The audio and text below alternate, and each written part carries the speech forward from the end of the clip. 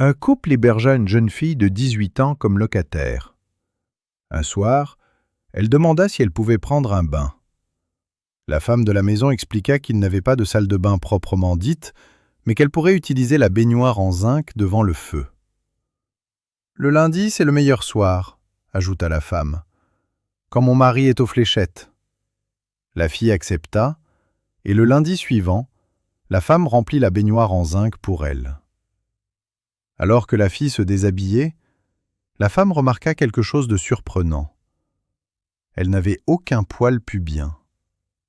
Curieuse, la femme en parla à son mari plus tard dans la nuit. Il ne la crut pas. « Tu inventes ça, » dit-il.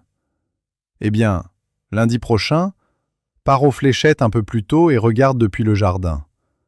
Je laisserai un écart dans le rideau pour que tu voies par toi-même, » suggéra-t-elle. Le lundi suivant, alors que la fille se préparait pour son bain, la femme demanda négligemment « Tu t'épiles » ?« Non, » répondit la fille. « Je n'ai tout simplement jamais eu de poils là-bas. Et vous, vous en avez ?»« Oh, plein !» dit la femme, soulevant sa chemise de nuit pour montrer son abondance. La fille, pas démontée, termina son bain et alla se coucher. Plus tard cette nuit-là, quand son mari rentra, la femme demanda « Alors, tu as vu ?»« Oui, » répondit-il. « Mais pourquoi diable as-tu dû lui montrer les tiens ?»« Qu'est-ce que ça peut faire ?» dit-elle.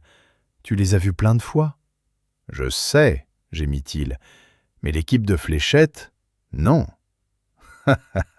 Un aveugle entre dans un bar et dit au barman « Donnez-moi un verre de votre meilleur single malt de 30 ans. » Le barman dit « Vous savez, ça vous coûtera 100 balles, c'est assez cher. » L'aveugle dit « Pas de problème, j'ai l'argent, et je sais ce que j'aime. » Alors le barman, sachant que l'homme ne peut pas voir ce qu'il verse, lui sert son single malt le moins cher, un Glengarioch de 5 ans.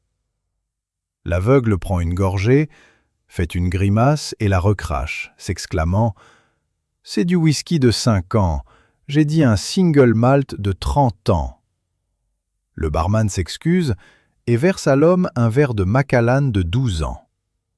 L'aveugle en prend une gorgée et la recrache à nouveau et dit « C'est du whisky de 12 ans, j'ai dit 30 ans. » Le barman, voulant toujours maximiser son profit, verse une autre dose, cette fois un Glenlivet de 21 ans, et le pose devant l'aveugle. Une fois de plus, l'homme prend une gorgée, la recrache et dit « C'est du whisky de 21 ans, donnez-moi ce que j'ai commandé ou je me casse. » À ce stade, le barman s'est résigné au fait que l'homme n'accepterait rien d'autre que le vrai produit et lui sert son meilleur Balvenie de 30 ans. L'aveugle prend une gorgée et dit « Là, c'est du whisky de 30 ans. » Un vieil ivrogne au bout du bar qui avait observé tout l'échange s'approche de l'aveugle, pose un verre devant lui et dit « Excusez-moi, monsieur, j'aimerais que vous goûtiez ceci. » L'aveugle dit « Avec plaisir » et prend une gorgée. Immédiatement, l'aveugle la recrache et crie « Mon Dieu, mec, ça a le goût de pisse !» Le vieil ivrogne répond « C'est le cas. Dites-moi quel âge j'ai. » Un homme et une femme flirtaient lors d'un vol à l'étranger. Elle lui dit « Voudriez-vous pirate ?» Il répond « Qu'est-ce que ça veut dire ?» À quoi elle répond « C'est quand vous me prenez dans les eaux internationales. » Il dit « Pas encore. » Elle attend un peu et la côte américaine apparaît par le hublot. « Voudriez-vous Coast Guard ?» Il dit « Je ne suis pas sûr de comprendre. » À quoi elle répond « C'est quand vous me dominez dans les eaux territoriales de notre nation. » Il dit « Pas encore. » Elle attend un peu et dit « Quand peut-on s'y mettre ?» Il répond « Vous voyez la statue de la liberté ? Attendez 5 minutes après qu'on l'ait dépassée, et je vous président. » Elle a l'air confuse et demande « Qu'est-ce que ça veut dire ?» Il la regarde et dit C'est quand on over the country. Un représentant de commerce entre dans un diner plutôt miteux. La serveuse arrive et n'a pas l'air très fraîche elle-même. Décidant de ne pas prendre de risques, le représentant commande 2 hamburgers et un hot dog. La serveuse revient quelques minutes plus tard avec les hamburgers sous les bras. Le représentant dit « Pourquoi les hamburgers sont sous vos bras ?» La serveuse dit « Je les tiens au chaud. » Et le représentant dit « Annulez le hot dog. » Ethan avait une faiblesse particulière pour les gadgets farfelus, aux grandes dames de sa femme Sophia, qui avait depuis longtemps renoncé à freiner ses achats impulsifs.